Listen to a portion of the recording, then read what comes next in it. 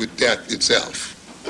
And I think one of the major reasons this society has become deadly and a threat to the life of the very world itself is that it has problems with its own sexuality.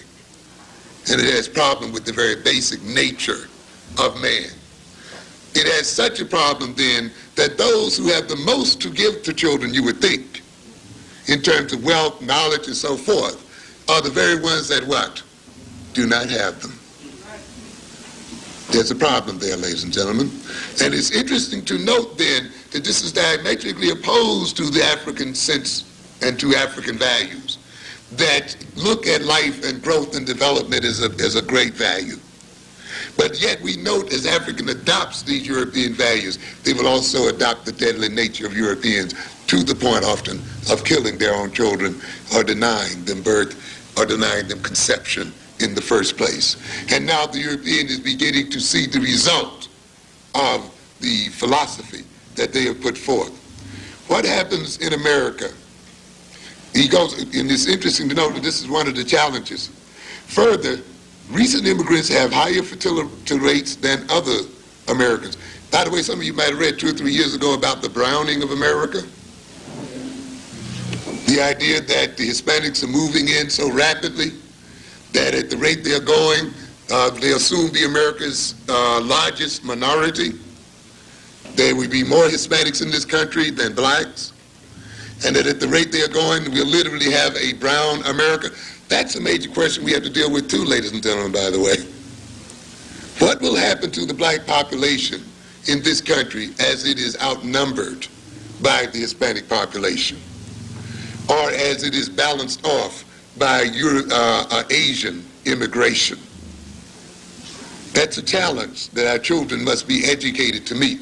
I know it's a question we hate to deal with, and often we want to lump a lot of problems on the white and non-white, forgetting, though, that we as people have to compete against all people on this earth.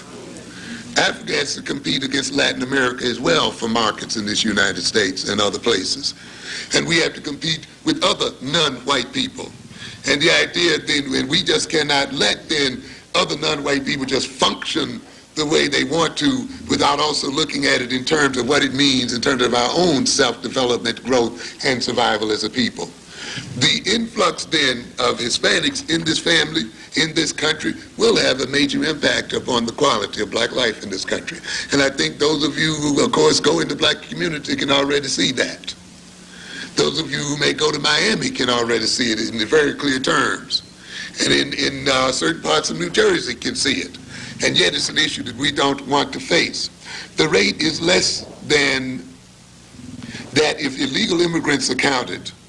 And let me go back. Today, fewer than 20% of legal immigrants to America are of white European stock.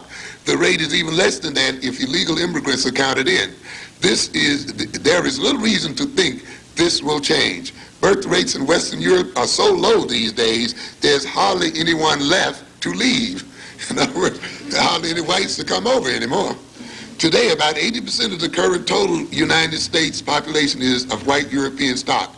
At roughly current rates of fertility and immigration, demographers Leon Bouvier and Robert Gardner have projected that by the year 2080, the white European share of the U.S. population will be down to 60% and will be shrinking.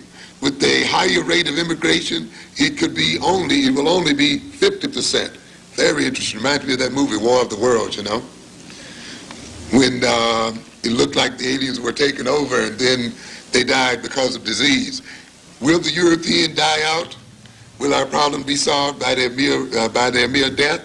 While we may take some pride in that if they don't increase the rate of babies they're having, we may be faced with another problem, though. Are we to get the European off of our backs only to have the Asian and others on our backs? So the idea that the European may die away or fade away should not give us too much relief, because we are still faced with the challenge of other groups exploiting us as well. What happens in America with birth dearth conditions under these scenarios? I think it will yield some unnecessary social turbulence.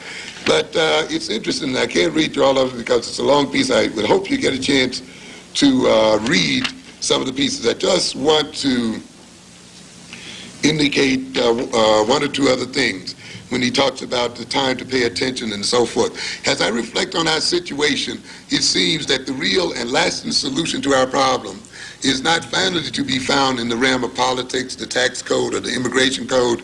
Our central problem is in the realm of the spirit. An interesting statement, I think. For in the last analysis, it is our spirit that shapes our politics, our tax codes, and our immigration codes. So what are we saying? The spirit that indwells in people ultimately determine all of the other things.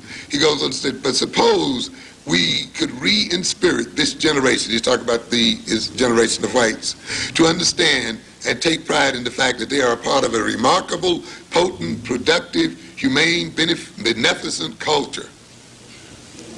Well, what happens when we tell ourselves that as African people? We are engaging in what? Self-segregation? Superiority complexes of some kind? But yet this man recognizes that the survival of European people depends on what? Inculcating in their current generation a sense of what?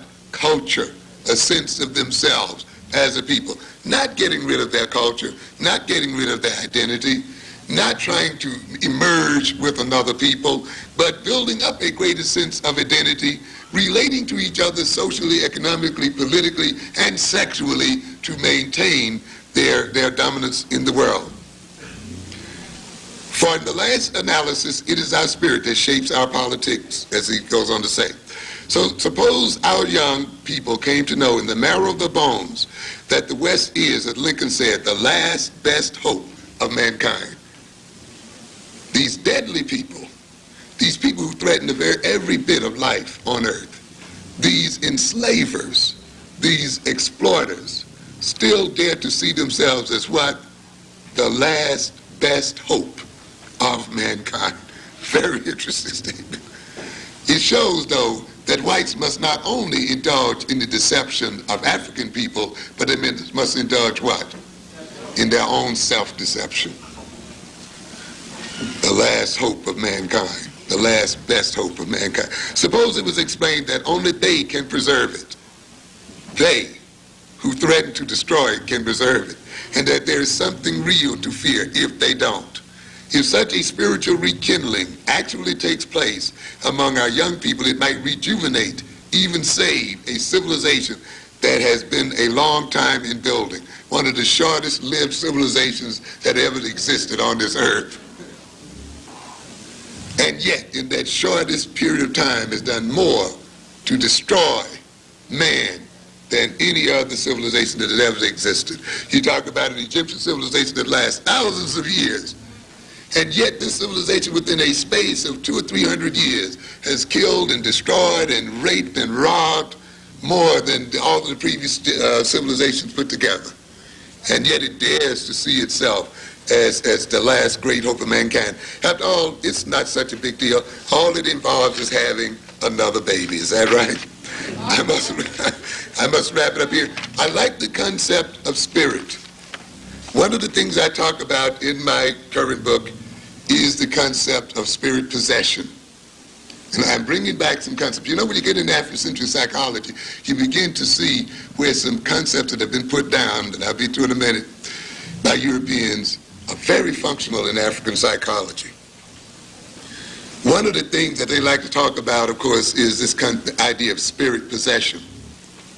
And we think as a modern civilization that we've gotten over that belief in spirit possession, that people can actually be possessed by devils. But ladies and gentlemen, that is not true at all. People of every age are possessed in one form or another.